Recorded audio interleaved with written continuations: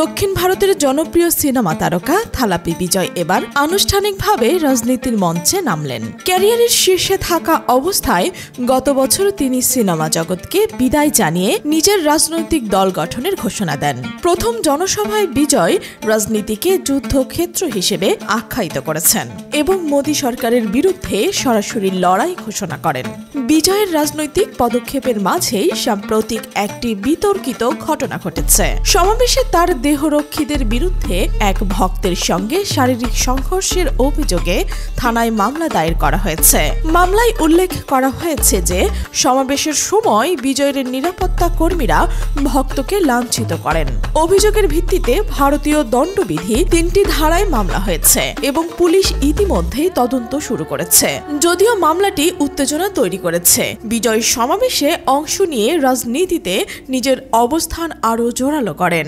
জনসভায় তিনি ঘোষণা দেন মাদুরাই পুনর্বাস থেকে বিধানসভা নির্বাচনে প্রতিদ্বন্দ্বিতা করবেন, যা প্রমাণ করে তিনি রাজনীতিতে বড় ভূমিকা নিতে প্রস্তুত। বিজয় জনসাধারণের সামনে স্পষ্টভাবে জানান ডিএমকে তার প্রধান রাজনৈতিক প্রতিদ্বন্দ্বী এবং বিজেপি তার একমাত্র আদর্শগত শত্রু। তার বক্তব্য সমর্থকদের মধ্যে ব্যাপক উৎসাহ সৃষ্টি করেছে এবং সামাজিক যোগাযোগ মাধ্যমে দ্রুত ভাইরাল হয়েছে।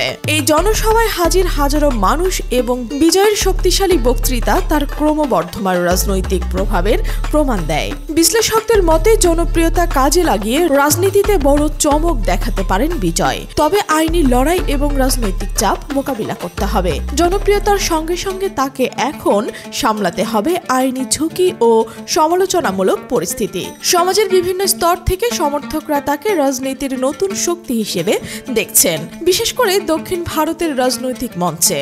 তার বক্তৃতার ধরন এবং জনমুখী কার্যক্রম রাজনীতির নতুন ধারাকে উজ্জীবিত করছে। বিজয়ের রাজনৈতিক অভিযান ইতিমধ্যে প্রভাব ফেলছে সমর্থক এবং বিরোধী দলের উভয়ের উপর। যদিও মামলার মতো বিতর্ক রয়েছে, তার রাজনৈতিক উত্থান এবং জনপ্রিয়তার কারণে তিনি ভবিষ্যতের নির্বাচন প্রভাবশালী প্রার্থী হিসেবে বিবেচিত হচ্ছেন। এছাড়া সমালোচকরা বলছেন রাজনীতিতে নিজের অবস্থান প্রতিষ্ঠা করতে হলে বিজয়কে দল পরিচালনার দক্ষতা, জনমুখী কৌশল এবং আইন চ্যালেঞ্জ মোকাবিলা করতে হবে।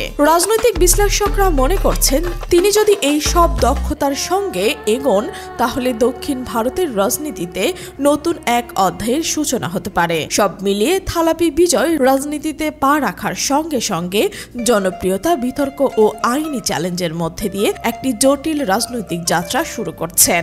জনসভা থেকে সামাজিক যোগাযোগ মাধ্যমে প্রতিক্রিয়া সবই প্রমাণ করছে যে তার রাজনৈতিক প্রভাব দ্রুত বৃদ্ধি পাচ্ছে।